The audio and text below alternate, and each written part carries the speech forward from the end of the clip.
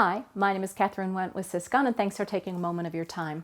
Today I wanted to talk with you about some changes in antivirus.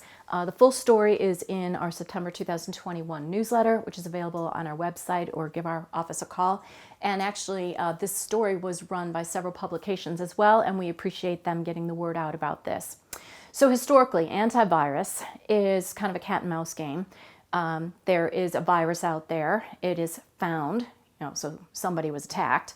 They make changes to the software and they update the definition files, or maybe even a new release of the software itself. And then they get out there, they do the scans, and the next thing that is found, they do the updates all over again. So kind of cat and mouse.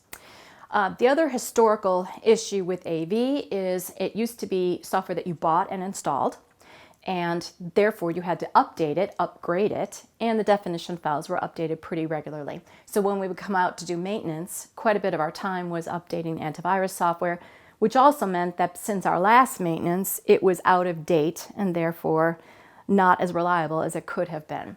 So then it started changing yet again, and it became a service that would run on the machine, automatically update. And this came out about the time that managed services came out, where we could monitor and install patches and things automatically on the endpoints on the computers themselves. So that was a great help because it meant the updates were way more recent and it was constantly going to the latest version, whether or not you were ready for maintenance or not. So that was definitely an improvement. Now, the focus of the last 5 years has been bring your own device, BYOD. It has been remote work from home, lots of changes where people are bringing their own personal devices to do their business work. This is a win on both sides. If I'm using my own devices, I know how to use them. I don't have to carry extras around. It's a win for the company because I don't have to buy all that equipment. Our employees are willing to use some of their own personal devices. The difficulty here is, as an IT company, as a company yourself that has IT services and needs to take care of its equipment, you don't have control over those devices. You don't even own them. And so how do you take care of the things you do own and protect them?